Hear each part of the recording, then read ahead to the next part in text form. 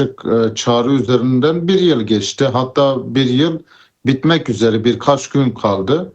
E, Kürt Özgürlük Hareketi Başkan büyük fedakarlıklar yaptı ve bu sürecin kapısını e, ülkeye açtı, tüm Kürtlere açtı, Türkiye'yi açtı, Orta Doğu'yu açtı.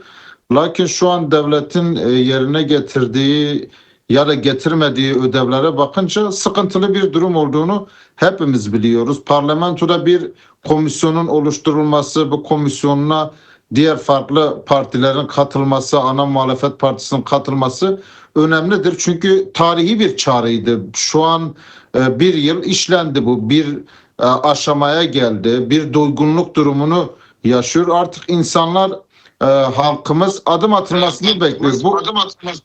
Bu adım atma meselesini de devletten bekliyor. Çünkü devlet bu noktada görev ve sorumluluğunu yerine getirdiğini söyleyemeyiz. Uzun süredir salı günleri mecliste grubu bulunan partiler açıklama yapıyor. Siyasetçiler bunun üzerine konuşuyor. Gazeteciler üzerine konuşuyor. Açıkçası bu durum bir doygunluğa da ulaştı. Artık somut, gözle görülür, elle tutulur, toplumu tatmin edecek adımlara ihtiyaç vardı. Şimdi biz Kürt Özgürlük Hareketi'ne bakıyoruz. Bir yıl içerisinde muazzam adımlar atıldı. Hatta Türkiye toplumunu şaşırtacak adımlar atıldı. 40 yıldır, 50 yıldır Kürtlerin terörize edilmesi, illegalize edilmesi, tüm problemi Kürtlerde gören algıları açıkçası bir yönüyle yıktığını ben söyleyebilirim. Aslında Kürtlerin silaha aşık olmadığı, Kürtlerin silahla teması bir sonuç olduğu, bir sebep olmadığını ispatladı ve görev ve sorumluluklarını fazlasıyla yerine getirdi. Lakin devlet halen o eski ezberleri devam ettirmektedir. Kullandığı dil problemli bir dildir. Kürt meselesini sadece terör ve terörizm meselesine sıkıştırması, kullanılan her cümlenin başına Kürtleri ya da Kürt Özgürlük Hareketi'ni terörle ilişkilendirmesi anlaşılır bir durum değildir. Maalesef dil halen aynı ezberleri devam ettirmektedir. Lakin hiçbir şey olmadı da diyemeyiz. Kürtler artık Orta Doğu'da ve dünyada diplomatik faaliyetlerinde daha meşru bir zeminde, daha aktif bir siyaset içerisindedir ve bu alanı kendilerine açtılar, kendilerini daha fazla anlatmak istiyorlar. Biz de kendimizi daha fazla anlatmak istiyoruz. Çünkü artık Orta Doğu kaynayan bir kazandır. Yani bunu görmek lazım. Rojava'da yaşananları görmek lazım. Güneyde yaşananları görmek lazım. Rojavat'ın önündeki belirsizlik vardır. Türkiye'deki durumu görmek lazım. Bu sadece artık sözle yürüyecek bir süreç de değildir. İyi niyet temennileriyle yürüyecek bir süreç de değildir. Bakınız orada başkanın içinde yaşadığı koşullar, halen DEM Parti eş başkanlarının da içinde olduğu heyetin gitmemesi, gazetecilerin gitmemesi, avukatların istediği zaman Sayın Öcalan'la temas kuramaması, bunlar hep problemli durumlardır. Lakin büyük bir siyasal alan, siyaset yapma alanı da açıldığını da belirtmek lazım. Şimdi siz de birçok bültende belirttiniz, bu komisyonun yazdığı rapor, 60-70 civarında yazdığı rapor birçok tekrarı içinde barındırıyor. Aynı dili içinde barındırıyor. Kürt meselesini terör ve terörizm kıskacına hapsetmek istiyor. Bunu ortadan bizim kaldırmamız gerekiyor. Artık devletin bu aşamaya gelmesi bile bazı noktalarıyla iyidir ama yetmez. Bir Kürt meselesinin olduğunu kabul etmesi, meclisin bunu gündemine alması, muhataplık konusunda başkanın baş müzakereci olarak kabul edilmesi anlamlıdır. Ama yetmiyor artık. Günümüz... Peki değerli Öcalan, şimdi tam da konuyu açmışken sorayım ben de. Komisyon raporunu nasıl değerlendiriyorsunuz? Yeterli midir? Yapılması gerekenler nelerdir? Ya da bakış açısı konusunda neler söyleyeceksiniz? Bulunduğumuz pozisyon itibariyle komisyonda söylenenler gündelik siyasette Türk devlet yetkililerinin söylediğinden çok farkı yok. Ama içinde hiçbir şey olmadığını da söylememek lazım. Yetersiz bir rapor, gadük bir rapor. Ama buna bir ivme kazandırabiliriz yani. Eğer kanuni düzenlemeler olacaksa, yasal düzenlemeler olacaksa, cezaevinde bulunan siyasetçilerin durumu, umut hakkı meselesi birinci dereceden başkanı ilgilendiriyor ama başkanla birlikte 1000 civarında ağır siyasi tutsağı ilgilendiren bir durumdur. PKK'nın kadrolarıyla ilgili yasal düzenleme meselesidir.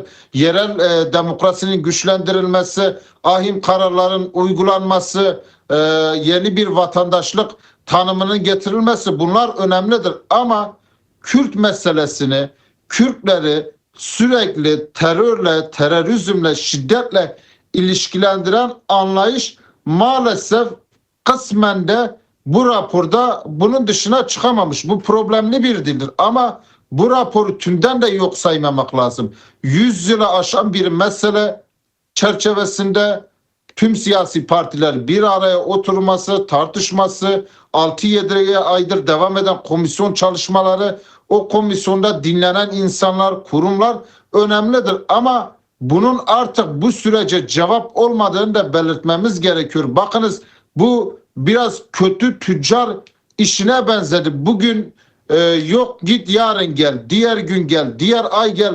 Artık tekrarından çıkması gerekiyor. Mecliste yeteri çoğunluk var, parlamentoda yeteri çoğunluk var. Yasal düzenlemelerin atılması gerekiyor.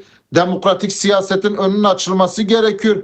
PKK'nın en yapmayacağı şeyi, en olmaz denilen şeyi başkan çağrısıyla, manifestosuyla 12. kongreyle PKK en üst düzeyde, en üst aşamada kendi görev ve sorumluluklarını yerine getirdi.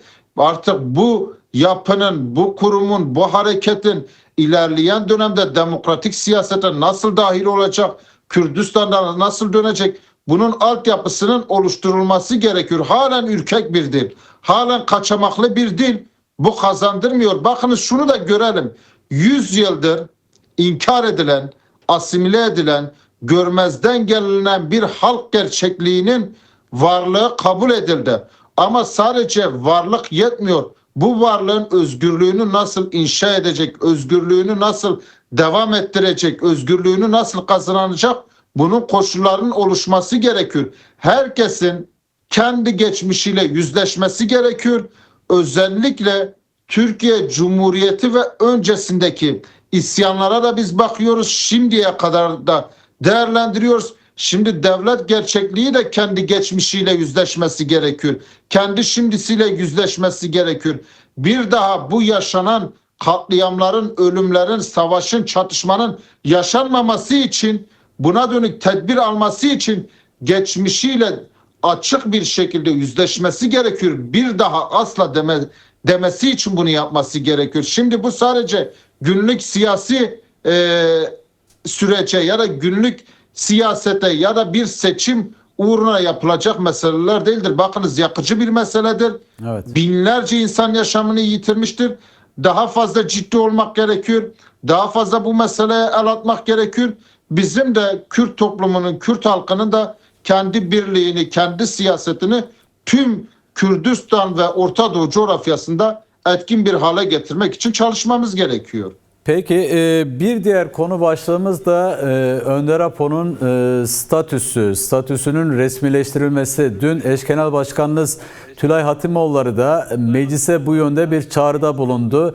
Ki MHP Genel Başkanı Bahçeli de dillendirdi Önder Apo'nun statüsünü. Şimdi meclise düşen bu anlamda role ilişkin neler söylemek istersiniz? Yani görüşmeler gerçekleştiriliyor ancak halen izinle gerçekleşiyor ve binlerce kişi Önder Apo ile görüşmek istiyor. Halen görüştürülmüş değil. Umut hakkı halen uygulanmış, devreye sokulmuş değil. Neler söyleyeceksiniz bu anlamda meclise düşen görev açısından? Evet, meclise büyük görev düşürüyor. Sayın Öcalan Başkan Apo birçok defa meclis zeminine vurgu yapmıştır. Türkiye'nin yetersiz de olsa, en azından eski işlevinde olmasa dahi parlamento zemini en meşru zemindir. Halkın oylarıyla seçilen insanların bulunduğu bir zemindir. Meclisin bu noktada ürkek olmaktan ziyade daha cesaretli olması gerekiyor. O eski tekrarlardan vazgeçmek gerekiyor. Açıkçası kısmi bir yüzleşme vardır. MHP de bu haftaki grup toplantısında açık bir çağrı yaptı. Sayın Öcalan Başkan Apo şu an ağırlaştırılmış müebbet hapis cezasıyla İmralı Adası'nda bulunmaktadır. Şimdi başkanın pozisyonu, durumu ya da koşulları, özgürlük koşulları netleşince bunun bir resmiyete ihtiyacı vardır. Bu resmiyeti gerçekleştirecek mekanizmada, bu statüsü gerçekleştirecek mekanizmada hukukla olur. Siz bir hukuk oluşturmazsanız havada kalmış olur. Havada kalan bir meselenin de yarın içinde 3 saat sonrasının dahi garantisi yoktur. Bizim eş genel başkanımız da Sayın Tülay Hatimoğulları da grup toplantısında belirtti. Bakınız bu ana akslardan biridir. Elbette ki parlamento zemini çok önemlidir. Parlamento iradesi önemlidir. Ama bu sürecin aktörleri vardır. Birinci dereceden sorumlu, etkin, yetkin ve bu süreci yürüten aktörlerden biri de Başkan Apo'dur. Diğer taraftan MHP'nin lideridir. Diğer taraftan Cumhurbaşkanı'dır. Diğer taraftan muhalefet partisinin liderleridir.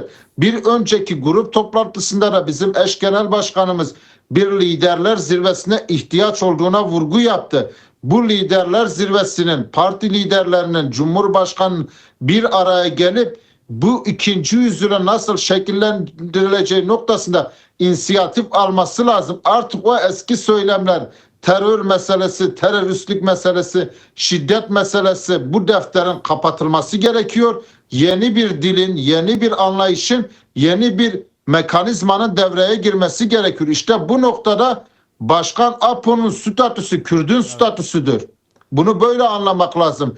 Eğer orada Başkan Apo'nun statüsü bir resmiyete kavuşursa bu sadece kişisel bir statü meselesi değildir. Bunu böyle anlamlandırmak lazım. Tabii ki bugün Adalet Bakanı da kendi grup toplantılarında bireysel düzenlemeden ziyade daha genel, kişiye özgü düzenlemeden ziyade daha genel düzenlemelerden bahsediyor. Elbette ki bu genel düzenlemeler gerçekleşirse Kürt halkı için, Başkan Apo için zaten bu iş resmiyet kazanmış oluyor. Kimse birebir bir kişi için yasa çıkarın ya da başka bir kişi için yasa çıkarın demiyor. Bu genel algıyı değiştirirseler parlamentodaki yasal düzenlemeyle İmralı Adası'nda Başkan Apo'nun da statüsü resmiyet kazanmış olur. Kürt halkının da Kürdistan'da, Orta Doğu'daki resmiyeti, statüsü kabul edilmiş olur ve daha demokratik bir düzende geleceği hep birlikte inşa etmiş oluruz. Bakınız umut hakkı dediniz. Umut hakkı elbette ki başkanla anılan bir meseledir. Avrupa İnsan Hakları Mahkemesi'nin 2014 kararı vardır. Bir insanın ömür boyu bir daha cezaevinden çıkmayacağı üzerine bir kanun olamaz. Bununla ilgili AİHM'in Türkiye'nin önüne koyduğu bir ödev vardır, bir görev vardır.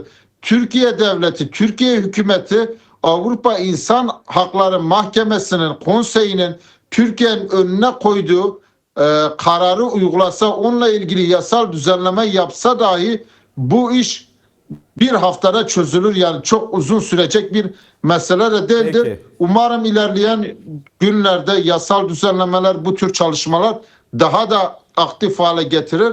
Halkın artık duymaktan ziyade, konuşmaktan ziyade, elbette ki siyaset önemlidir, tartışmalar önemlidir, değerlendirmeler önemlidir.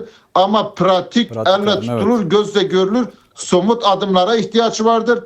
Türkiye Cumhuriyeti Devleti yetkilileri, iktidarı da ikinci yüzyılda gerçek bir demokrasiden yana tavır alacaksalar Kürtlerle ilgili ve Başkan Apo ile ilgili yasal düzenlemeleri parlamento zemininde tüm partilerin katılacağı bir zeminde yapmaları gerekiyor.